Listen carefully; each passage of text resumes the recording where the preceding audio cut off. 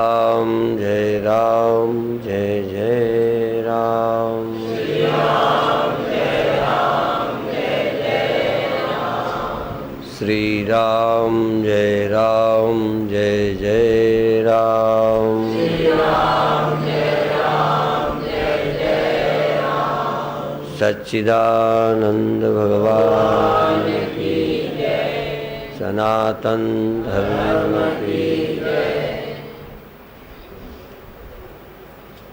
बहुत संसार में ऐसे आश्रम हैं जिनमें जाने को मन नहीं करता, लेकिन ऐसे भी बहुत आश्रम हैं जहाँ जाकर लगता है जैसे हम अपनों के बीच आए।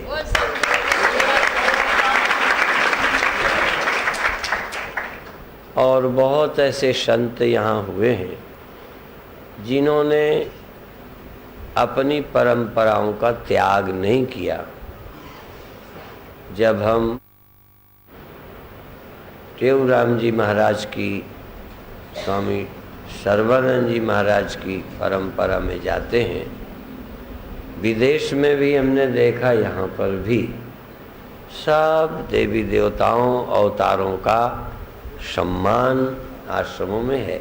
बहुत नए संप्रदाय हैं जिन्होंने राम को, कृष्ण को, शिव जी को भुला दिया। तो जो अपनी परंपराओं का सम्मान करते हैं उनके लिए हर व्यक्ति के हृदय में सम्मान रहता है। इसलिए, और नाम भी इसीलिए आश्रमों का प्रेम प्रकाश आश्रम, जहाँ प्रेम का प्रकाश है।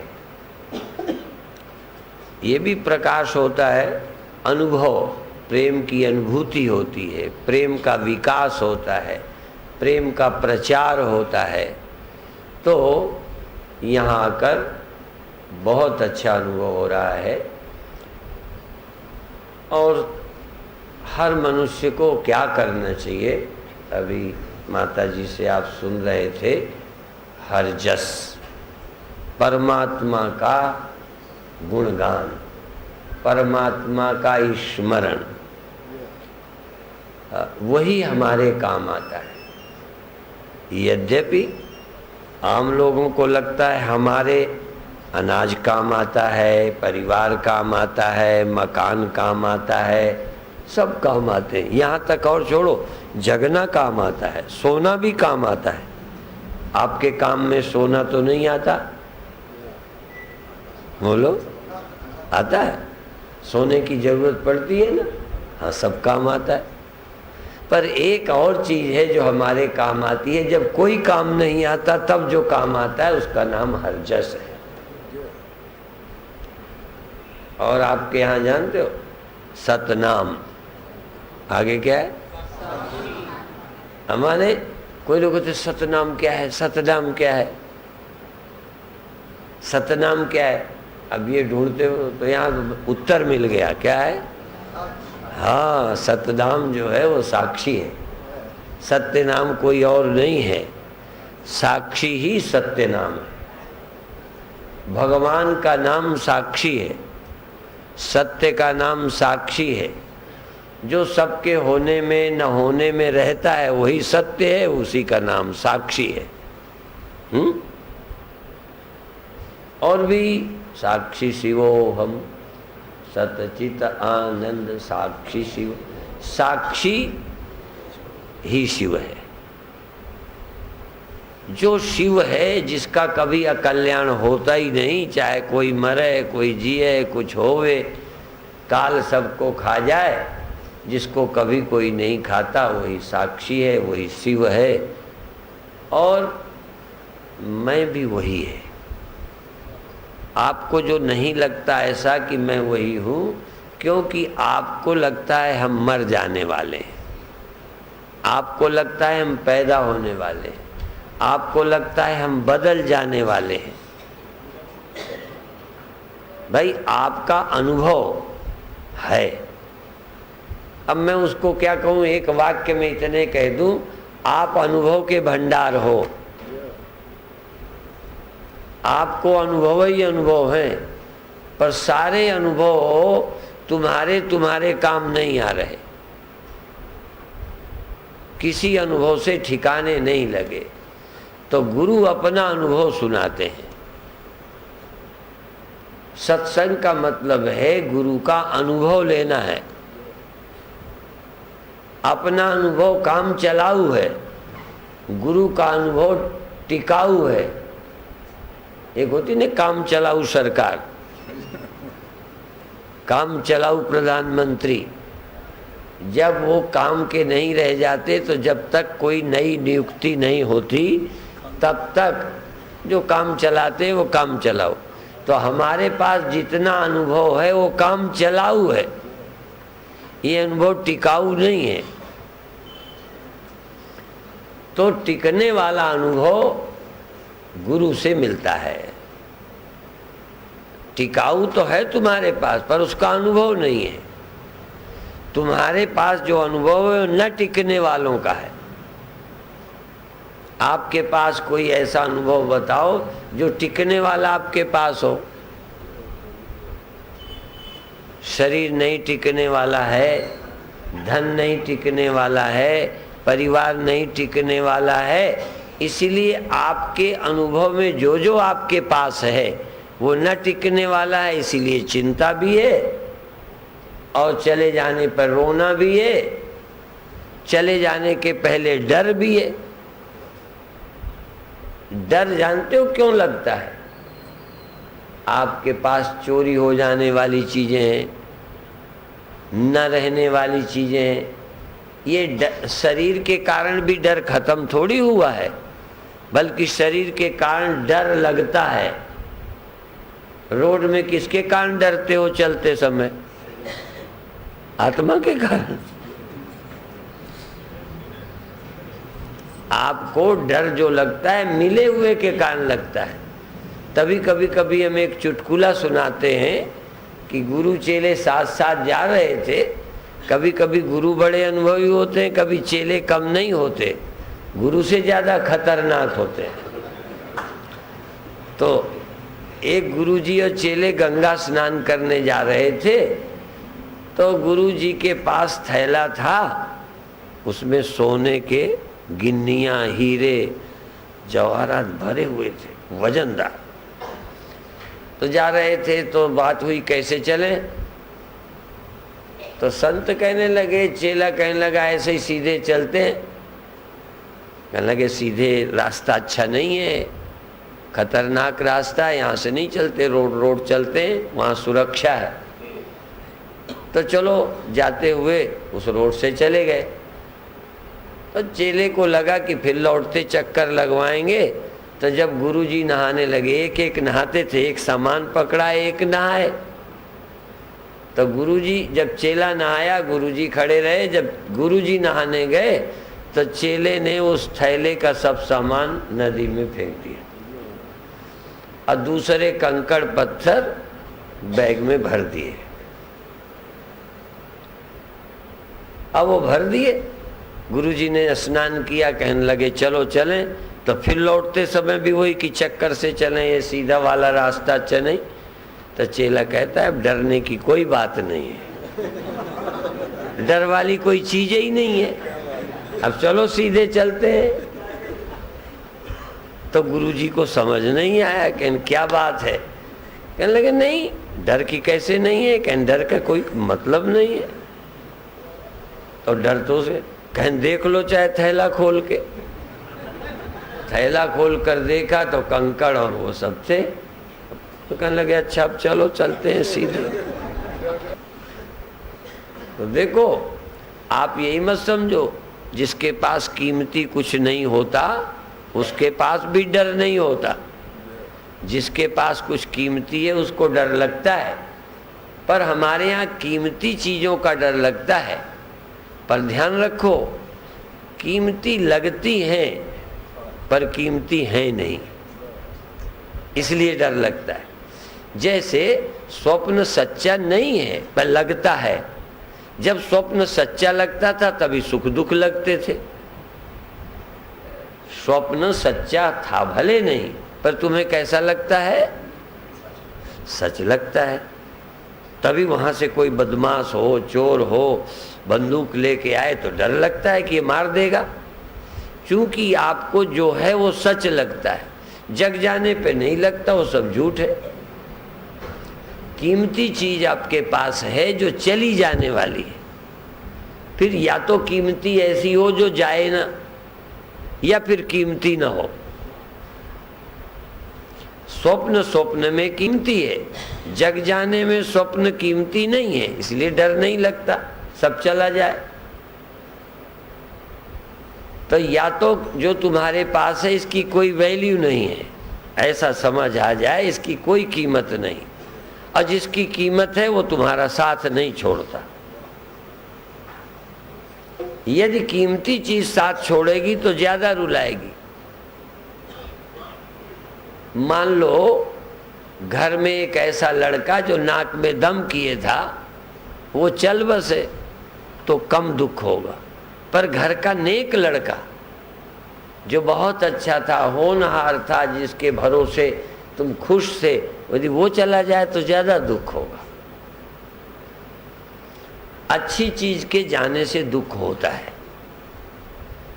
तो या तो जो तुम्हारे पास है तुम्ही को मालूम हो कि ये सब बेकार है, ये कंकड़ पत्थर है, ये कुछ भी नहीं है, और अभी आपके पास जो है लगता बहुत अच्छा है, जरूरी बहुत है, रहने वाला नहीं है। आपके पास जो शरीर है ना, रहने वाला है ना? बोलो नहीं। यही तो चिंता है। यदि शरीर नहीं मिलता तो कौन सी चिंता थी? याद करो जरा उस दिन की, जब तुम्हारे पास शरीर न होता तो फिर चिंता क्या होती? शरीर ही न होता तो लड़के न होते, शरीर ही न होता तो पति न होता, शरीर ही न होता तो धन की कपड़े की जरूरत न होती, शरीर नहीं होता तो मकान नहीं होता, और ये कुछ नहीं होते तो रोना नहीं होता।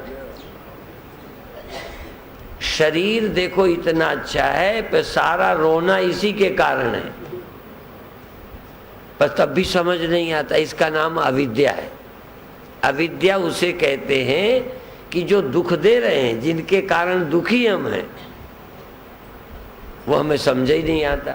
आप संसार के कारण सुखी हो कि दुखी हो? ये तो बड़े बड़े साधुओं को समझ नहीं आता, तुम्हें आ जाए तो क्या। हाँ, जिन्होंने घर बार छोड़ा उन्हें समझ नहीं आता। जो दूसरों को समझाते हैं वही नहीं समझते कि इसमें सुख नहीं है, इसमें सार नहीं है। इसी का नाम अविद्या है कि सार नहीं है पर सार लगता है। इसी का नाम स्वप्न है कि स्वप्न स्वप्न नहीं लगता। बस स्वप्न स्वप्न नहीं है। स्वप्ने का मतलब स्वप्न क्यों स्वप्न है कि स्वप्न स्वप्न नहीं लगता, यही स्वप्न है। यदि स्वप्न स्वप्न लग जाए तो बात बन जाए। आसार आसार नहीं लगता, आसार आसार नहीं लगता। जो मैं नहीं हूं वो मैं लगता है। अनात्मा में आत्मबुद्धि। जो मैं नहीं हूं वो मुझे मैं लगता है। मिट्टी मिट्टी है पे घड़ा लगती है। अब मिट्टी यदि अपने को घड़ा समझे तो मरे, और क्या है? मिट्टी नहीं मरती, पर मिट्टी यदि घड़ा जानती है कि मैं ये हूं तो सीमित भी हो गई। घड़ा होते ही सीमित हो गई। थी तो व्यापक, फिर तो वही, उसके सिवा कुछ था तक नहीं। पर जहां घड़ा माना तो एक रोग की ये हो गई, सब न रही। सर्व न, सब कुछ न रही, सर्वत्र न रही, सदा न रही। एक होते ही, घड़ा होते ही सीमित हो गई। यह हो गई, सब न रही। सर्वत्र न रही, यहाँ है, और सदा नहीं रहेगी, अभी है। अभी तो है पर रहेगी नहीं। घड़ा होते ही अभी है कि सदा है? अभी है। बस आदमी होते ही बस अभी हो आगे का है गड़बड़ मामला। आपका तो नहीं गड़बड़, आदमी हो बस यही गड़बड़ है, तुम नर हो यही गड़बड़ है। नारायण जब तक नहीं होते तब तक गड़बड़ ही गड़बड़ है। पर एक नर में अच्छाई है, तुम गधा होते तब भी मरते, सुअर होते तब भी मरते, पर वहां गधाई थे, गधाई होके मर जाते, सुअर होके सुअर। अब यहाँ नर होकर आए हो, ये एक दुख तो है कि मरोगे, पर एक लाभ के चांस है कि नर हो नारायण जान के जा सकते हो।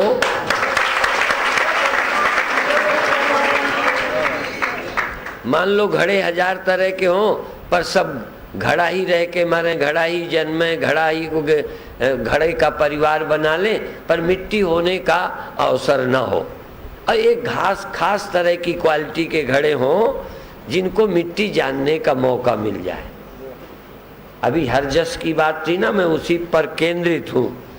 आज का प्रवचन इसके इर्द गिर्द रहेगा कि तुम्हें क्या स्मरण करना चाहिए, क्या जानना चाहिए। ये तो हो, इस होने के नाते जो अनुभव हैं सब हैं, अनुभव का ढेर हो। ये मैं हूँ, ये मेरे हैं, किसको बताना है। ये मैं हूं पर ये मेरे नहीं है, किसको समझाना है। इतना तो हर मूर्ख को पता है, और बड़े बड़े वैज्ञानिक पढ़े लिखे डॉक्टर भी इतना ही जानते हैं, इससे ज्यादा उनकी अकल नहीं है। यही हमें, ये हमारे, इसलिए वैज्ञानिक होने से रोना नहीं मिटता, डॉक्टर होने से रोना नहीं मिटता, इंजीनियर होने से रोना नहीं मिटता, अमीर होने से रोना नहीं मिटता। क्यों? मूल जो ना समझिए वो ज्यों की त्यों है। कितना ज्ञानी हो जाओ, आश्रम 1000 बना लो, ना समझी हुई। यदि आप नर हो, आहा, पहले तो हम कहेंगे नर हो, पहले हम कहेंगे नर हो न निराश करो मन को। तुम नर हो, जरा निराश मत हो, समझदारी से काम लो। तुम कुछ कर सकते हो, कुछ समझ सकते हो। भगवान ने तुम्हें विशेष शकल दे के भेजा है, विशेष अकल दे के भेजा है कि तुम जानवर से ज्यादा कुछ सोच सको। हमने देखा गधी को अपने बच्चे को दूध पिलाते, कुतिया को देखा अपने बच्चों को दूध पिलाते, सुअरिया को देखा दूध पिलाते, और सुअर गैया के बच्चे के पास दूसरा है तो सींग मारते, लड़ते भी देखा। बल्कि जिस गैया को, गैया बहुत सीधी हो तो उसे हम गैया कहते हैं। इंदौर में एक देवी को हम गैया कहते हैं, उसकी पत्नी बहुत सीधी है, उसको गैया कहते हैं। लेकिन गैया जैसी सीधी भी बच्चे के लिए खुंखार हो जाती है। जो गैया बिल्कुल सीधी हो, बच्चा देने के बाद बच्चे के पास जाए कोई कुत्ता, मारना आ गया, लड़ना आ गया, डरना आ गया। जो आदमी डरता ना हो, रुपया थोड़े साथ में रखे, देखो डर लगेगा। ये सब आ गया, कुछ देह के नाते, कुछ औरों के नाते सब आ जाता है। चिंता आ जाती है। हम कभी कभी बोलते हैं कि तुम्हारे घरों जाते थे, आप नारियल देते थे, प्रसाद बांटने को वहीं फर्श पर फोड़ लेते थे, खंभे पर मार दिया, नारियल फोड़ दिया। पर जब से अपना आश्रम बनाया, अब तुम्हारे खंभे पर भी नारियल नहीं फोड़ सकते। अकल बढ़ गई, समझ का विस्तार हुआ। क्योंकि अपने से शुरू होती है समझ। करुणा, प्यार, दया, संभाल अपने से शुरू होती है। जब तक अपनी जगह नहीं, तुम्हें संभालने की अकल नहीं आएगी। अपना बच्चा नहीं, तब तक प्यार करना नहीं आएगा। सीख आती है अपने से, पालना आ जाता है, प्यार करना आ जाता है, उसके लिए लड़ना आ जाता है। ये तो अनुभव आ जाते हैं। पर मुक्ति कैसे आएगी? उसके लिए था कि भाई मरते समय क्या काम आएगा। जब घड़ा फूटने लगा तब घड़ी का स्मरण ख्याल काम आएगा। घड़े के पास घड़ी है, उनका मैं मर रहा हूँ, उनका अब मैं क्या कर सकती हूँ। घड़े के लड़के तमाम रखे हैं, उनका अब हम क्या कर सकते हैं। जाओ, ज्यादा से ज्यादा हम रो भी सकते हैं, तो रोने भर से हमारा क्या काम बनेगा। मान लो हमारे मरने पे तुम रो, ये ठीक है कि अभिमानी आदमी को, मोही आदमी को मेरे लिए यदि लड़के रो रहे हो तो थोड़ा अच्छा लगेगा कि मेरे अच्छे लड़के हैं। बाकी मरने में क्या मदद करेंगे अच्छे लड़के। अच्छी पत्नी क्या करेगी, वो कहीं मैं साथ चलती हूँ, तो तू भी चली या तब भी क्या बनेगा, तू भी जाएगी, हम तो जा ही रहे। वहां हो क्या जाने वाला है, तू चली भी जा तो क्या है। मान लो धन मेरी छाती पर धर के जला दो तो क्या हो जाएगा, एक बेवकूफी के सिवा। कई बार लोग कहते अरे लड़कों ने कुछ नहीं दिया, दे भी देते, लाश में धर के जला देते तो ले जाता क्या। ये पागलपन क्यों करो, मरे पे बना के भोजन धर दो। अब ये भी एक रिवाज है कि बड़े प्रेम से इतना रुपया धर दिया कब्र में, तो क्या करेगा, वहां से चाय आए पी लेगा क्या। कब्र में यदि तुमने कुछ रुपया दफना दिया, चांदी के धर दिए, तो क्या करेगा, किसी दिन कैंपा पिएगा। ये तुम्हारी बेवकूफी, मोह कि चलो मरे पे धर दे, जिंदा में तो कुछ नहीं, मूल्य क्या है, तो कौन काम आएगा। इसलिए बहुत अच्छा भजन कि भाई क्या करो, हर जस हरि का गुणगान करो, हरि का स्मरण करो, हरि की पहचान करो, वही हर मृत्यु में, वियोग में वो तुम्हारे साथ होगा। जो साथ होगा उसी की याद करो। दूसरा ढंग भी है, घड़े के साथ घड़े के फूटने पर कौन होगा, दूसरे घड़े होंगे, मकान होगा। घड़े के साथ मिट्टी अभी भी है, और वही घड़ा के टूटने पर अपनी गोद में समाने वाली वही है, जो तुमको कभी नहीं छोड़ती, उसकी याद, जो नहीं छोड़ती उसकी याद ही करना है। अब नहीं छोड़ने वाला तुम्हें मिलते ही नहीं, कहाँ है। तुम्हें छोड़ने वाले तो मिले,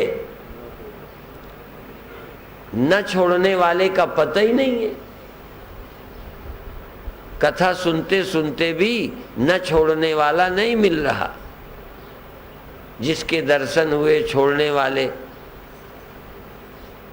जो जो हमें मिलता है छोड़ने वाला मिलता है, इसलिए न छोड़ने वाला मिलता नहीं, वो तो मिला ही मिलाया रहता है। पता ही भर नहीं है, ख्याल नहीं है, होश नहीं है, सुमिरन नहीं है, महत्व उसका पता नहीं है। और जो छोड़ जाते हैं वो मेरी नज़र में आते हैं, जो हमें नहीं छोड़ता वो हमारी नजर ही में नहीं आता। यहाँ तक अवस्थाएं, सुषुप्ति तुम्हें मिली कि नहीं मिली।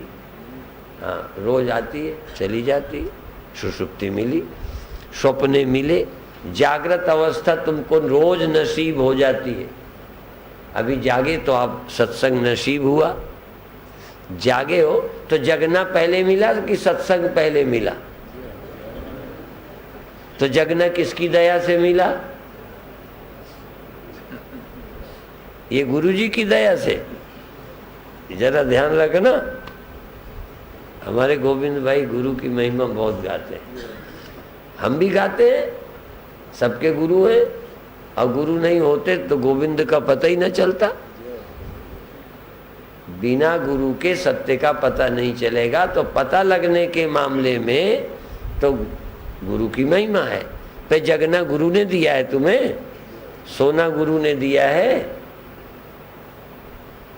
यदि सुनाने वाले का नाम गुरु है तो फिर सबको कहां से मिलता है जगना सोना, वहीं बैठा है जिसकी सत्ता से जागृत स्वप्न सुषुप्ति अवस्थाएं होती हैं। वो उस होती ही रहती है, वो हमेशा साथ ही रहता है। जिसके कारण जगते हो, सोते हो, स्वप्न देखते हो, ये परिवर्तन होते रहते हैं। ये बार बार परिवर्तन सूर्य के रिफ्लेक्शन शीशे में बनते हैं, खो जाते हैं। यदि सूर्य ही न रहे तो रिफ्लेक्शन कब बनेगा? इसलिए रिफ्लेक्शन को समझाने का काम गुरु करते हैं, पर रिफ्लेक्शन बनाने का काम गुरु नहीं करते। वो तो सूर्य की ही सत्ता से हो रहा है। उस सूर्य की सत्ता का बोध गुरु कराते हैं। जिसकी सत्ता से सब हो रहा है, जिसकी सत्ता के बिना पत्ता नहीं हिलता, वो कौन है, कहाँ रहता है, क्या चीज है, उससे तुम्हारा क्या रिलेशन है, उससे तुम्हारा क्या संबंध है, उसमें तुम में क्या फर्क है, ये सब समझाने का काम गुरु करता है। और जो गुरु आज समझाता है वो भी कल किसी से समझा था।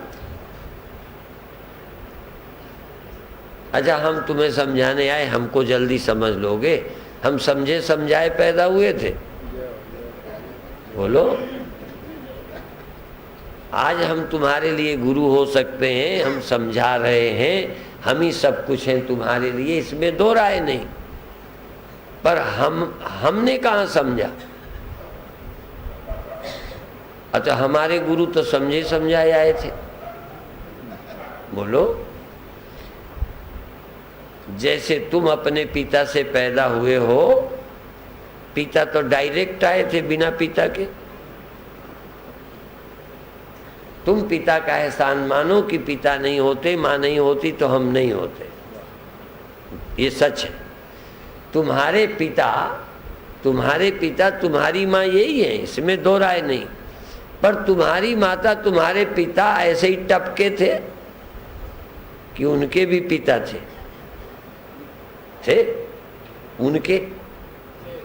उनके अच्छा, कोई ऐसा बताओ जिसके पिता नहीं थे और तुम्हारे पिता बन गए बाबा पर बाबा। जिसका गुरु कोई नहीं था वो गुरु बन गया।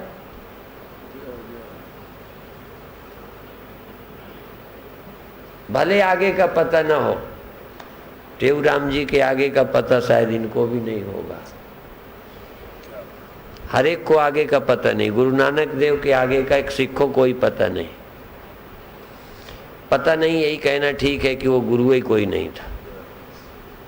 हमारे परबाबा के परबाबा के परबाबा का आपके बाप के बाप के बाप का नाम मालूम है? बोलो। इसका मतलब थे ही नहीं। तो किसी के गुरु का नाम भले दुनिया के लोग न जानते हों, पर उनका भी कोई गुरु था। पर हमें अपना उतना ही मालूम है। बाबा तक का, पर बाबा तक का नाम मालूम है, आगे का हम ही को नहीं मालूम। थोड़ा बहुत मालूम होगा तो गंगा किनारे पंडों को मालूम होगा, वो लिस्ट रखे रहते।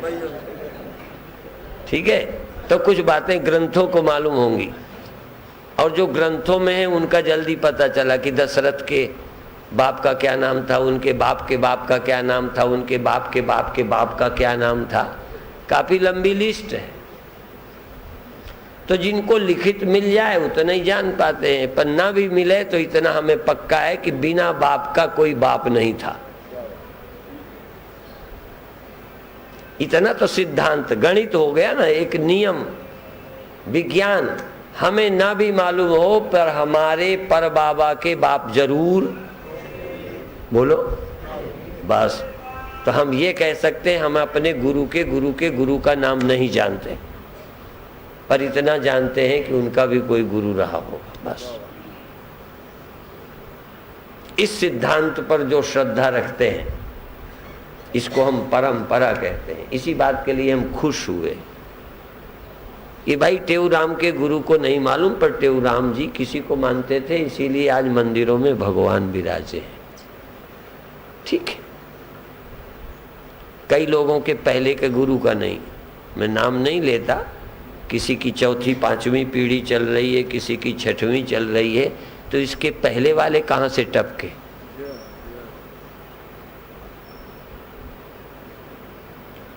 पहले वाले कहां से टपके? किसी के कृतज्ञ नहीं है, इसीलिए नया मजहब है। नए मजहब का मतलब जिसने आगे के बताना बंद कर दिया है, आगे को नहीं स्वीकार करता। जो नानक के आगे नहीं स्वीकार करते सो सिख, जो पहले गुरु के आगे कोई गुरु को नहीं स्वीकार करते वो आनंदपुर के, जो टेऊराम के आगे किसी को नहीं स्वीकार करेंगे तो फिर एक अलग मजहब होगा। यदि हम आगे को स्वीकार करते हैं तो हमें अपने मजहब का खुद ही पता नहीं, हम क्या नया मजहब बताएं, हमारा क्या मजहब, जब हमें अपनी परंपरा का ही पूरा स्मरण नहीं है। ऐसे ही हमारा मंडल स्वामी अखंडानंद जी को जानता है। अखंडानंद जी के कोई गुरु नहीं थे, उनके गुरु के कोई गुरु नहीं थे, उनके गुरु के कोई गुरु नहीं थे। अभी अभी इस साल हम 10 नामी अखाड़े में चले गए तो कुछ लोग बवंडर मचा रहे हैं। उनको विरोध के लेने के लिए कोई पॉइंट चाहिए। तो मैं पूछूं कि उनका गुरु का गुरु कौन था? वो सीधा टपके थे। हम सब कृतज्ञ हैं परंपरा के, किसी न किसी परंपरा से हम सीखते चले आ रहे हैं, इसलिए कोई आदि गुरु नहीं है, कोई पहला गुरु नहीं कि इसको हम पहला कह दें। अंत में कहेंगे तो हम लोग नारायणम पद्म भवम वशिष्ठम शक्तिम तत्पुत्र पराशरम च, अंत में कोई कहे भाई नारायण ही हमारे गुरु हैं।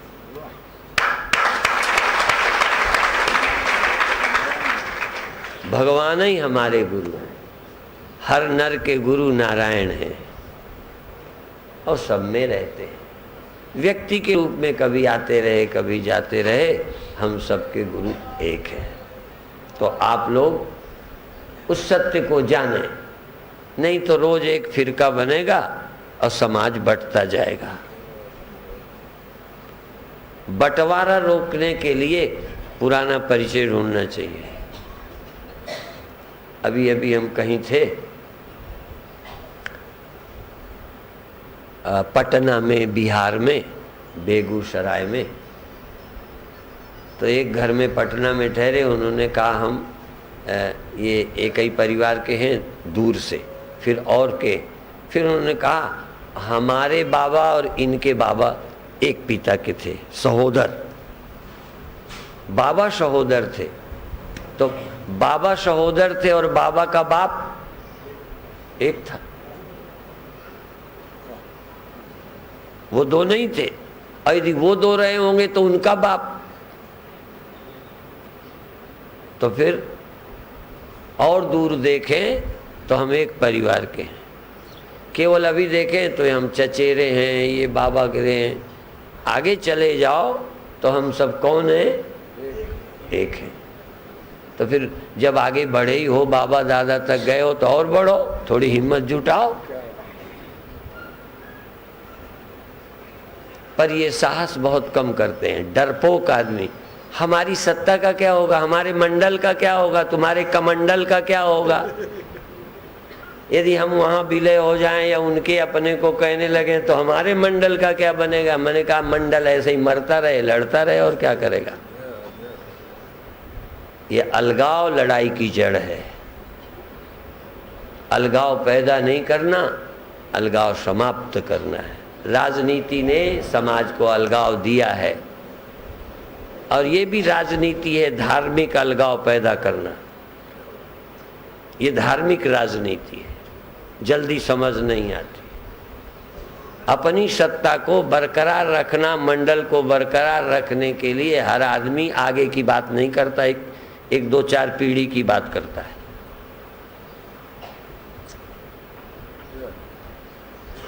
इसलिए जो आगे जाओगे तो फिर अलगाव नहीं रहेगा। अलगाव मिटाना है तो रुको मत, रुको नहीं, झुको नहीं, बढ़े चलो, बढ़े चलो। और आगे को नहीं, पीछे को लौट के देखो। गंगोत्री की तरफ चलो, सागर की तरफ बाद में जाना। गंगोत्री की तरफ देखो, कहां से उतरी गंगा, कहां से हम शुरू हुए। आप तो बाबा से शुरू हुए, फिर ऐसे ही कहो तो बाबा छोड़ो, बाप से शुरू हुए कहो। बाबा का नाम भी या तो बंद करो, या तो बाबा का भी नाम न लो। तुम तो बाप से पैदा हुए हो कि बाबा से? झूठ नहीं बोलना। तो फिर बाबा गुरु भी छोड़ो ना। हम इस गुरु के चेला हैं, हम इस गुरु के चेला हैं, तुम्हारे गुरु तो अलग अलग हैं। अब मेरे चेले मेरा नाम लें, विश्वम्भरानंद के चेले उनका नाम लें, बाबा का नाम लें ही क्यों? और यदि बाबा का लोगे तो फिर हम कहेंगे या तो फिर गुरु के अलावा छोड़ ही दो, बाबा का भी नाम ना लो, बाप के अलावा बाबा को भी छोड़ो। और आगे बढ़ोगे तो हम पर बाबा, सर बाबा, ढर बाबा बढ़ते ही चले जाएंगे। फिर हम अंतहीन तक जाएंगे। नहीं तो फिर तुमको तो गुरु से मिला है, दादा गुरु से भी नहीं मिला। यदि ये कहें तो इनका गुरु मैं हूं, ये नहीं जानते अखंडानंद जी को। अब कल गोविंद को ही लोग जानेंगे, मुझे भी ना जानेंगे। ये ठीक है कि तुमको ज्ञान जिससे मिला उस पर मेरी श्रद्धा स्वाभाविक है। तुमको देह अपने बाप से मिला है, ये झूठ है ना? सच है। तुम्हें देह अपने बाप से, अपनी माँ से मिला है। पर तुम्हारे देह देने वाले को कहां से मिला था? इस बात को भूलो नहीं। और इस मामले में चाहे 2 ही 4 पीढ़ी तक हिम्मत जुटाते हो, तुम भी बड़े हिम्मती हो कि अभी तुम टेऊ राम जी की याद करते हो, अभी आप प्रेम प्रकाश जी की याद करते हो, और गड़बड़ा जाओगे जब केवल गुरु तक सीमित हो जाओगे। जब इन्होंने सबके नाम लिए तो मैं बहुत खुश हुआ। दोनों बातें बताता हूँ। कई लोग तो बस अपने गुरु के आगे बातें ही नहीं करते। कोई 5 पीढ़ी तक के गुरु रखे हैं तब भी अच्छा है, कम से कम इतनी हिम्मत तो जुटाए। नहीं तो कल वो फिरका आने वाला है कि अपने गुरु 4 को भी छोड़ो। 4 की बात क्यों करनी? और तभी फिर नए नए फिरके, क्योंकि थोड़ा थोड़ी भाषा शैली का फर्क होगा तो फिर हर चेले की भाषा शैली अलग होगी, एक नया फिरका बनता जाए। इसीलिए हम लोग मानते हैं मूल ग्रंथ। दूसरी बात यहाँ रखे हैं, अब ये मुझे नहीं पता कि इनके अपने मंडल का भी ग्रंथ है या गुरु ग्रंथ साहब है, मैं नहीं जानता। पर फिर भी सिंधी समाज में गुरु ग्रंथ साहब भी हैं और अपने ग्रंथ भी हैं। गरीबदासियों में और में कबीर पंथियों में अपने गुरु ग्रंथ भी हैं। और तो आप बंधन से यदि मुक्त होना चाहते हैं, बंधन से, तो उसकी याद करो जो सब में है। वो अलग अलग नहीं है, वो अलग अलग है ही नहीं। वो मेरा और तुम्हारा भी अलग नहीं। मैं तुम 2 हैं, घड़ा 2 हैं, घड़े 2 हैं, पर घड़े की आत्मा, घड़े का स्वरूप, घड़े का मूल हर घड़े का एक है। तो हम सबका जो एक है वो कब से शुरू हुआ है? देखो घड़े के घड़े कहीं से शुरू हुए होंगे, लेकिन मिट्टी कब शुरू हुई है? मैंने घड़े ही शुरू हुए, मिट्टी तो शुरू कभी हुई नहीं। और सब कुछ शुरू हुआ है, सिर्फ परमात्मा शुरू कभी से नहीं हुआ। अब वो नहीं शुरू हुआ, दुनिया शुरू हुई, दुनिया का मध्य हुआ, दुनिया का अंत होता है। नहीं तो आदि मध्य अवसाना, अमित प्रभाव वेद जग जाना। देखो उसका प्रारंभ नहीं, जिसका कभी प्रारंभ नहीं हुआ, हो ही नहीं सकता, उससे परिचित हो। जिसका प्रारंभ नहीं हुआ, जिसका अंत नहीं होता। अच्छा, जिसका प्रारंभ नहीं होता, जिसका अंत नहीं होता, वो कहाँ रहता है? पहले तो जैसे घड़े का प्रारंभ हुआ, घड़ी का प्रारंभ हुआ, मकान का प्रारंभ हुआ, मिट्टी का नहीं, एक। चलो फिर जिसका प्रारंभ नहीं, वो मिट्टी किस घड़े में रहती है? किसी खास में। तो फिर दूसरी बात, जिसका प्रारंभ और अंत नहीं है वो सब में रहता है, सब उसी में रहते हैं। फर्क एक है कि सब उसे नहीं पहचानते, कोई कोई उसे पहचानता है। तो सिर्फ विशेषता कहाँ होने वाली है? न पहचानने और पहचानने वालों। तो जिस गुरु की परंपरा इसे पहचान कराए वही गुरु परंपरा अच्छी है। जो पहचान पर जोर देते हैं एक वो गुरु हैं, और एक पहचान पर जोर नहीं देते, सिर्फ उसकी बात कहते रहते हैं, एक वो परंपरा है। उसको मानो, जानने की जरूरत नहीं। दो परंपराएं हैं सिर्फ संसार में। एक उसको जानने पे जोर नहीं देते, मानो, प्रार्थना करते रहो, मानते रहो, उसके भरोसे बातें करते रहो, थोड़ा ज्ञानी बने रहो। उसको परिचय कराने में कहते भक्ति खत्म हो जाएगी, उसके परिचय कराने में तो सारा नास्तिकता आ जाएगी, इसलिए उसकी बात मत करो। एक परंपरा उसको मानने पर जोर देती है, एक परंपरा उसको जानने पर जोर देती है। जो जानने पर जोर देती है उसका नाम है ज्ञान परंपरा, जो मानने पर जोर देती है उसका नाम है भक्ति परंपरा। बात समझ में आ गई? हम उस जड़ की बात करते हैं जहां दो मत हैं, दो तरह के गुरु हैं, दो तरह के वक्ता हैं। एक जानने पर जोर देते हैं, एक नहीं देते। न जान, बिना जाने मानने के भी कुछ लाभ हैं, इसमें दो राय नहीं है कि लाभ नहीं है, नहीं, उनकी परंपरा ही नहीं चलती। मानने के भी लाभ हैं, या जो नहीं जान सकते, जानने में खोपड़ी नहीं लगा सकते, उनको मान लेना क्यों छोड़ाएं? वो मान करके आनंद लें जितना ले सकते हैं। मान लो तुम में भी सब आए हो, सब मेरी बात गहराई से नहीं जान सकते, तो क्या मानने का हक नहीं है? तो जो जान सकते हैं उन्हें जानने में रोकना नहीं चाहिए, और जो नहीं जान सकते उन्हें जानने के चक्कर में नहीं डालना चाहिए। उनको भगवान के विश्वास में आनंदित रहना चाहिए।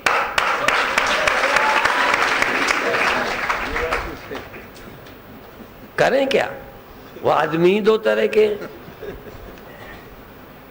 अब आप किसी जानवर को सुविधा दे सकते हो, पर किसी गधे को ये तो नहीं कह सकते कि तुम महाराजा हो, समझेगा ही नहीं। उसकी एक आवश्यकता है। आम आदमी भगवान के विश्वास की आवश्यकता मानता है कि मेरा रक्षक है और मरकर वहां जा सकते हैं, ये या वो हमें ले जाएगा,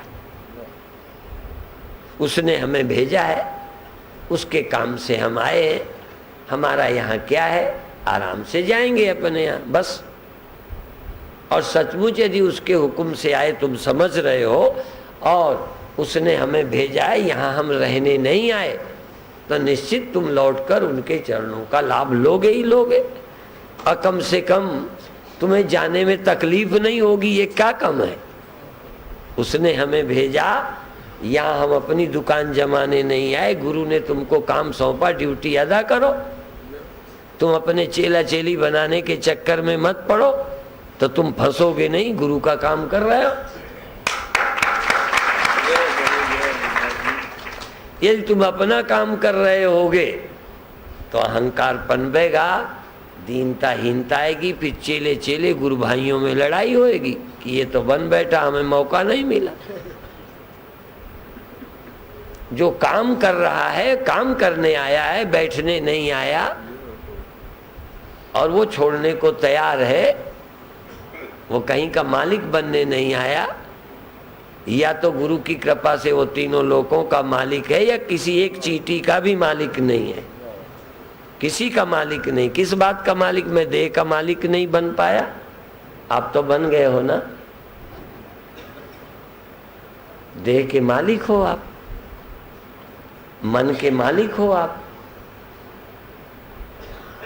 तो जब इसके मालिक नहीं बन पाए तो और के मालिक बनने की बेवकूफी क्यों करते हो?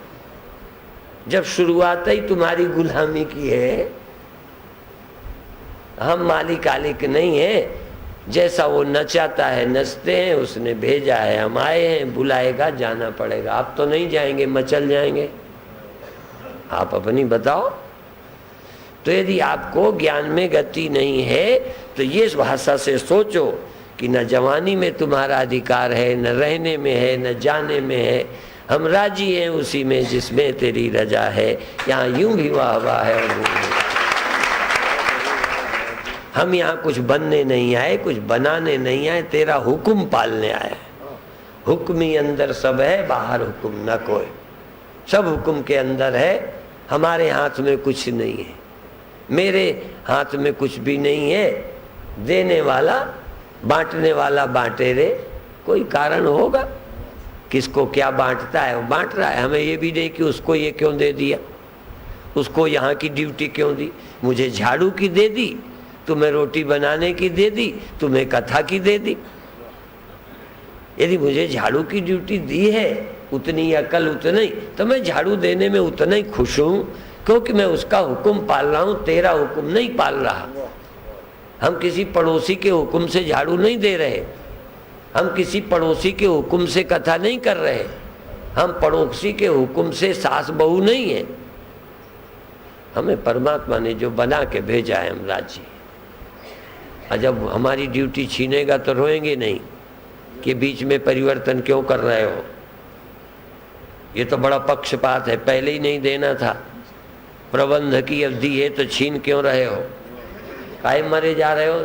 उसने दिया है वो छीन रहा है, पर तुम्हें लगता है पड़ोसी छीन रहा है। पड़ोसी नहीं छीन रहा, पड़ोसी को तो पता भी नहीं होगा कि तुम्हारा प्रारब्ध क्या है, तुम भेजे क्यों गए हो। शायद तुम्हें भी पता नहीं हम क्यों भेजे गए, पर इतना ही पता हो जाए कि भेजे गए हैं तो आगे की बात शुरू हो जाएगी कि क्यों भेजे गए। जब भेजने वाला वो है तो क्यों भेजे गए हो आप ही हो जाएगा, जिसलिए भेजे गए हो। और कितने दिन को भेजे गए हो ये भी पता तुम्हें लगाने की जरूरत नहीं है, वो आप ही याद कर लेगा। अच्छा, तुम्हें याद होना चाहिए कब वापस जाना है, नहीं, तुम्हें याद रखने की जरूरत नहीं, वो आप ही। पतंग को कोई लेना देना नहीं कितना उड़ाना है, कब खींचना है, वो जिसके हाथ पतंग है आप ही करता रहेगा, तुम चिंता मत करो। इसलिए एक सिद्धांत है भगवान की भक्ति, उस पर विश्वास, और जितना ही उस पर विश्वास है उतना ही तुम निश्चिंत रहोगे। कब तक रखना है वो जाने, क्या कराना है वो जाने। जो पाठ देगा उतनी अकल आप ही दे देगा। नहीं, पत्नी बनाएगा तो स्त्री चोला देगा, पत्नी बनाएगा तो स्त्री की अकल देगा। पति बनाएगा जो बनाना होगा, साधु बनाएगा तो आप ही कुछ देगा, नहीं भीख मांग के खवा लेगा और क्या करेगा। जितनी अकल गुण देगा वो काम ले लेगा हमसे। अब अधिक हम क्यों चाहें, उसने हमको रोटी बनाने के लायक बना के भेजा तो हम राजा बनने की क्यों सोचें। वो दे के भेजा होगा गुण सामर्थ्य, और राजा बनाना होगा तो आप ही जीत जाओगे। हाँ, जीत जाओगे, तुम गधे भी हो तो जीत जाओगे। और यदि उसने नहीं बनाना तो तुम कितने हथकंडे अपनाओ असफल हो जाओगे। उस पर विश्वास करो। तो जो बनाया है उसने, और जिसमें वो खुश है और तुम भी खुश हो, इसको क्यों जानो। जब उसी पे निर्भर है तो स्वीकार भी क्यों करें, निर्भर उसी पर है तो ये क्यों माने। इसी के बिना माने तुम दुखी हो। अभी तुम्हें लगता है कुछ हम हो सकते थे, हो नहीं पाए। जिस दिन पूरा का पूरा सरेंडर हो जाओगे, पूरा का पूरा स्वीकार कर लोगे, पूरे राजी हो जाओगे, उस दिन तुम्हारे जीवन के दुख चले जाएंगे।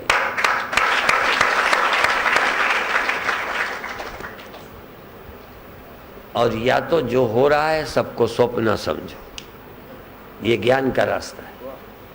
जो हो रहा है वो कुछ भी सत्य नहीं है, जो है वो सदा ही ज्यों का त्यों है, और ज्यों का त्यों वही नहीं है। वह कहीं रहता है ज्यों का त्यों। जो ज्यों का त्यों है इसी अंतःकरण में, इन्हीं अवस्थाओं में ज्यों का त्यों रहता है सतनाम। हाँ, जो सदा ज्यों का त्यों रहता है वो कहाँ रहता है? बंबई में। इस शरीर में, इसी मन में, इन्हीं अवस्थाओं में, इन्हीं गुणों में गुणातीत रहता है, इन्हीं अवस्थाओं में साक्षी रहता है। ग्वालियर की बाजार में वो जब 15 दिन का मेला होगा तब नहीं मिलेगा। मेले के दिन कारें सस्ती हो जाएंगी, कुछ रियायत हो जाएगी। ये साक्षी कब मिलेगा? कहाँ रहता है? चौथे आसमान में। साक्षी कहाँ रहता है? सतनाम।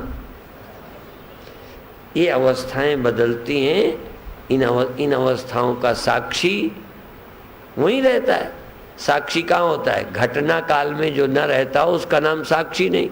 तो जागृत स्वप्न सुसुप्ति जब होती हैं तो मौजूद रहता है कि उसकी गैर मौजूदगी में होती हैं? जिसकी मौजूदगी में ये होती हैं उसका नाम साक्षी है। और तुम्हारा साक्षी से क्या? तुम अवस्था हो या साक्षी हो? इनका न रहना तुमने देखा है या इनका न रहना कोई ने और ने देखा है? यदि तुमने देखा है तो साक्षी कौन है? तुम माने आदमी नहीं, तुम माने मन नहीं, तुम माने अवस्था नहीं। अवस्थाएं तो मैंने देखी, अवस्थाएं साक्षी नहीं है, मैं अवस्थाओं का साक्षी हूं। और कोई अवस्था हमेशा नहीं रह सकेगी, चाहे साक्षी भी अवस्था यदि बनाना चाहो। ये अंतिम सूत्र है। यदि तुम जागृत अवस्था को साक्षी बनाना चाहो तो तुम सदा बना के नहीं रह सकते, क्योंकि वो अवस्था है।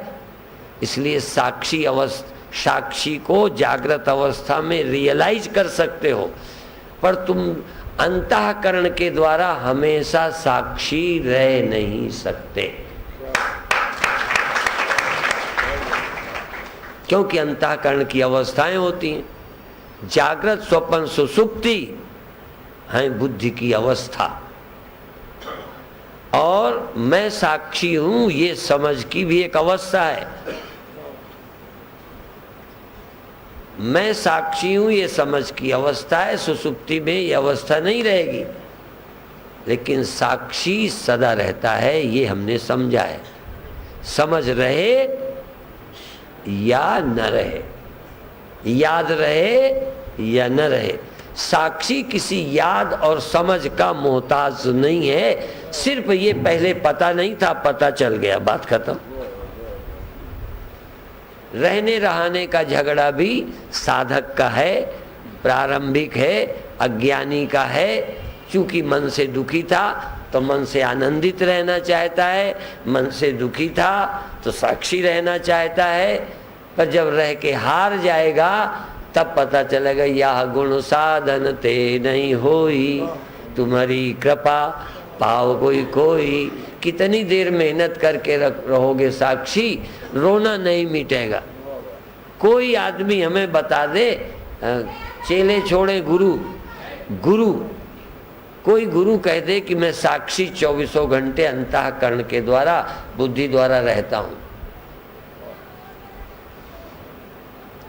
तो जब रह ही नहीं सकता, रहने का नियम ही नहीं है, तो चाहे गुरु हो चाहे चेला हो, सिर्फ चित्त की मलिनता कम कर सकते हो, बुद्धि की मूढ़ता कम कर सकते हो। और जिस साक्षी को साक्षी जाना कि साक्षी सदा है, वो साक्षी यहाँ सदा है कि सब जगह सदा है? सब जगह है पहले ही से। तो अब नई बात क्या है कि तुम अपने को आदमी समझते थे, तुम गुण समझते थे, तुम अवस्था को मैं समझते थे, अब उसी मैंने अपने को साक्षी समझा। साक्षी समझ के निर्द्वंद हो गए, हम ब्रह्म हैं। तो अंतिम सूत्र फिर एक याद करो, तुम सब अनुभव, देहो हम अनुभव को तो लात मार नहीं मारना है। देहो हम पैदा हुए हैं, मर जाएंगे, ये हमारे हैं, ये अनुभव तो झूठ है ही। ये जो सत्य अनुभव है कि हम सदा साक्षी हैं, साक्षी शिवो हम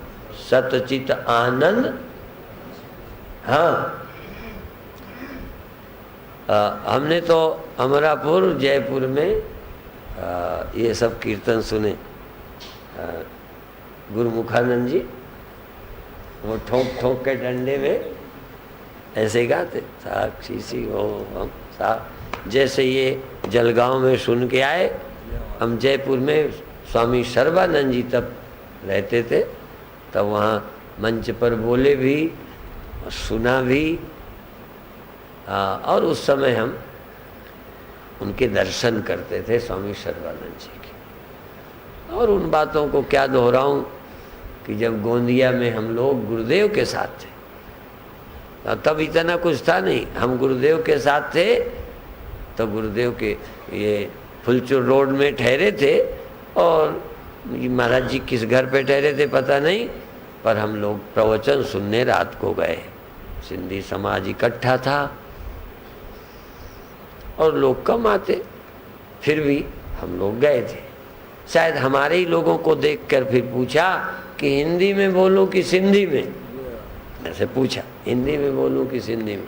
सिंधी ज़्यादा थे, सिंधी में सिंधी में सिंधी में। हाँ बहुमत है, पर संत बहुमत की परवाह नहीं करते। तो फिर बोले कि भाई देखो, मैं हिंदी में बोलूँगा तो सिंधी समझ जाएंगे, मैं हिंदी में बोलूँगा तो सिंधी समझ जाएंगे, पर मैं सिंधी में बोलूँगा तो हिंदी वाले नहीं समझेंगे, इसलिए मैं हिंदी में बोलूँगा।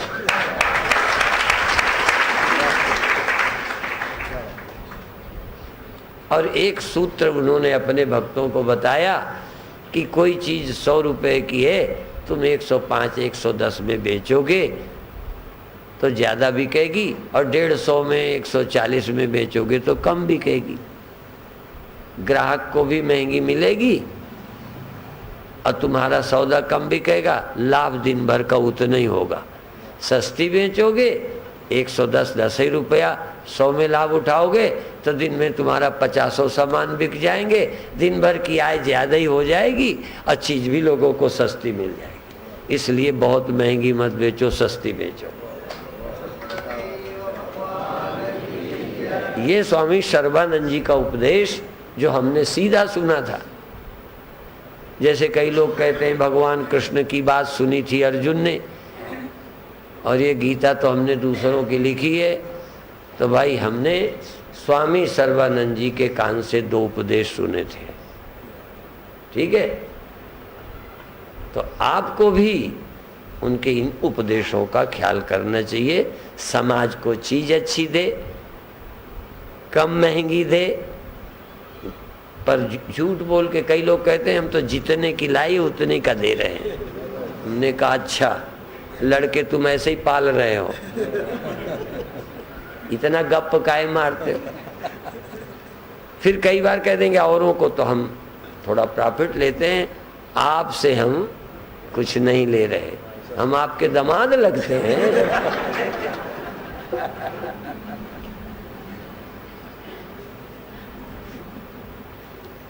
तो खैर वो विषय व्यवहारिक है, तो पर हर चीज संत की व्यवहार की सूझबूझ भी लेनी चाहिए और आध्यात्मिक सूझबूझ भी लेनी चाहिए।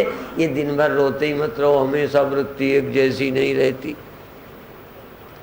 अंतःकरण जिनका शुद्ध होता है वो जल्दी स्वरूप वृत्ति बन जाती है। जब जरूरत हुई स्वरूप में आ गए, दिन भर तो वो भी नहीं रहते। व्यवहार में तो ज्ञानी की भी चित्त वृत्ति बहिर्मुख हो जाती है, जब जरूरत हो याद आ जाती है। अब जरूरत पर भी याद नहीं आती, इसलिए अभी प्रैक्टिस करो, मजबूती करो। जब जरूरत हो कौन हो, आदमी नहीं। जब जरूरत हो औरत नहीं, जब जरूरत हो मन नहीं, क्या हो, साक्षी। और साक्षी हूं और साक्षी है। साक्षी सर्वत्र है, साक्षी हूं सर्वत्र नहीं है। अभी भी देखो साक्षी तुम्हारे भीतर है, पर साक्षी हूं यही अंतःकरण में। अभी तुम्हारे अंतःकरण में साक्षी हूं का ख्याल नहीं है, साक्षी अब भी है, पर मेरे अंतःकरण में साक्षी हूं का ख्याल है। इसी तरह साक्षी हूं का कभी मुझे ख्याल है, कभी ख्याल नहीं रहता, तो उसमें क्या छिपाना। साक्षी सदा है और स्वरूप से अंतःकरण से मुझे होना है, स्वरूप से मुझे साक्षी होने की भी जरूरत नहीं है। साक्षी व्यापक है, अयम आत्मा ब्रह्म, वो सर्वत्र एक है। ये अच्छी तरह से प्रक्रिया पूर्वक, साधना पूर्वक, प्रक्रिया पूर्वक साधन कर लो। साधन सबको करना पड़ेगा, पर जब साधन से उकता करके शिकायत करते रहोगे तब हम कहेंगे यह गुण साधन ते नहीं होई, तुम्हारी कृपा